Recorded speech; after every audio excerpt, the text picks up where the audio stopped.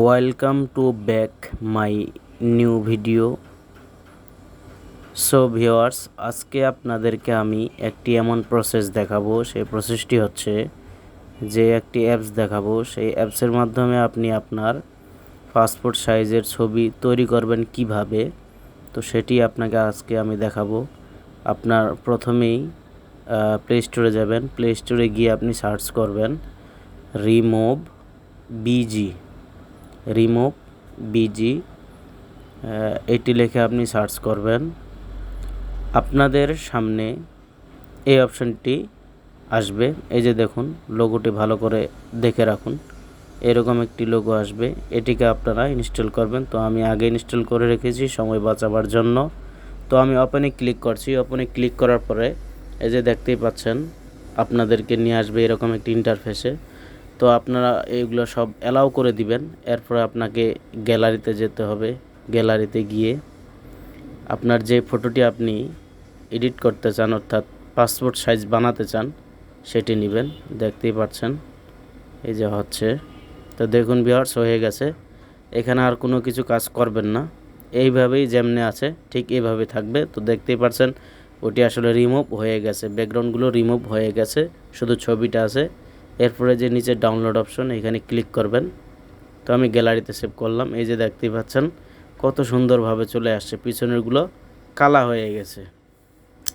তো এখানে আসলে এই সফটওয়্যারের টোটালি কাজ শেষ। তো এরপর আপনাকে যেটি করতে হবে, আপনাকে আরেকটি সফটওয়্যার ইনস্টল করতে হবে। সেই সফটওয়্যার ইনস্টল করতে গেলে আপনাকে আবার প্লে স্টোরে যেতে হবে। প্লে স্টোরে যাওয়ার পরে আপনি এখানে লিখবেন পাসপোর্ট ফটো মেকারস। এই যে সামনে অপশনটা দেখতে পাচ্ছেন, আমি পাসপোর্ট লেখছি আর ওই যে চলে আসছে। ওই যে দেখতে পাচ্ছেন প্রথম অপশনটা, এই অপশনটা আপনাকে ক্লিক করতে হবে। তো এই যে আমি আগে ইনস্টল করে রেখেছি সময় বাঁচাবার জন্য, ভিডিওটা যেন লং না হয়, এই জন্য আগে ইনস্টল করেছি। তো এখন আমি ওপেনে ক্লিক করছি। তো সব ভিউয়ার্স দেখতেই থাকুন। ওপেনে ক্লিক করার পরে এই যে লোড হচ্ছে, এরপরে অ্যালাউ করে দিবেন সব কিছু। এরপরে ওই যে স্টার্ট, এই যে আপ ডাউন করতেছে, স্টার্ট অপশনে আপনাকে ক্লিক করতে হবে। এরপর আপনাকে সিলেক্ট করতে হবে আপনি কি সাইজের ছবি তুলতে চান, পাসপোর্ট, ভিসা, কাস্টমাইজ, এরপর সব কিছু আছে। তো আমি পাসপোর্ট সাইজের ছবি বানাবো। এরপর আপনাকে আপনার কান্ট্রি সিলেক্ট করতে হবে। আমার কান্ট্রি বাংলাদেশ অবশ্যই সিলেক্ট করবেন। এরপর আপনাকে ফটোটা সিলেক্ট করতে হবে। এই যে দেখতেই পাচ্ছেন গ্যালারি। তো এখানে আমি গ্যালারিতে গেলাম, এই ফটোটাকে আমি এডিট করছিলাম। তো আমি এটাকে নিয়ে নিলাম। দেখতেই পাচ্ছেন আমি ভালোভাবে কম বেশি করে নিচ্ছি, সব কিছু ঠিকঠাক করে নিচ্ছি। করে নেওয়ার পরে দেখতেই পাচ্ছেন ঠিকঠাক হচ্ছে। এই যে এভাবেই থাক। তো আপনারা আসলে যখন করবেন আপনাদের মন মতন করে নেবেন, কিভাবে বানাইলে আপনাদের সুবিধা হবে সেই অনুযায়ী বানাবেন। এরপর আমি ডানে ক্লিক করলাম। ওই যে টিক চিহ্ন দেখা যাচ্ছে উপরে ওই যে টিক চিহ্ন, সেখানে আপনাকে ক্লিক করতে হবে। আগে ছবিটাকে এই যে উপরে ক্লিক করলাম। ক্লিক করার পরে দেখতেই পাচ্ছেন আপনাদের সামনে একটা এমন একটি অ্যাডস আসবে। তো অ্যাডটা দেখে আপনি শেষ কেটে দিবেন। এরপরে আপনাকে ব্যাকগ্রাউন্ড, এই যে নিচে দেখা যাচ্ছে ব্যাকগ্রাউন্ড, এখানে আপনি ব্যাকগ্রাউন্ড লাগাবেন কিভাবে, এই যে ব্যাকগ্রাউন্ড। এরপর আপনাকে এই যে আবার এই অপশনে যেতে হবে। এই অপশনে যাওয়ার পর আপনি আপনার মন মতন ব্যাকগ্রাউন্ড দিতে পারবেন, হলুদ, নীল, সাদা, লাল, যা ইচ্ছা আপনার, যেটা আপনার পছন্দ, যে রঙটা আপনার পছন্দ সেই অনুযায়ী আপনি আপনার ব্যাকগ্রাউন্ড দিয়ে দিবেন। তো আমি আমার ব্যাকগ্রাউন্ড দিয়ে দিলাম গ্রিন একটা ব্যাকগ্রাউন্ড।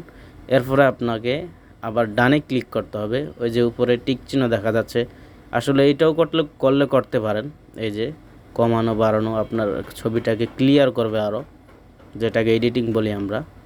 এরপর আপনাকে এই যে কয় কপি নিতে চান আপনি এই ছবিটা, এই যে দেখতেই পাচ্ছেন ভিউয়ার্স, এই যে আসলে কম্পিউটারে যেভাবেই করে ঠিক প্রসেসই কিন্তু আমি আপনাদেরকে করে দেখাচ্ছি।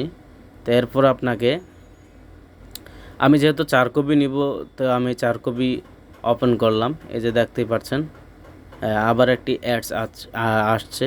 এই অ্যাডসটা দেখার পরে আবার এটাকে কেটে দিলাম। তো এবার দেখেন আমার গ্যালারিতে ওই যে সেভ হয়ে যাবে। এখন আমি গ্যালারিতে যাব। তো আগে ভিউ অপশনটাকে ক্লিক করি, আমি আমার গ্যালারিতে নিয়ে যাই। এই যে গ্যালারিতে, তো সো ভিউয়ার্স দেখতেই পাচ্ছেন ফুললি গ্যালারিতে চলে এসেছে। এই যে দেখতেই পাচ্ছেন। এখন আমি গ্যালারি চেক করে দেখাচ্ছি আপনাদেরকে আসলে ছবিটা হয়েছে কিনা।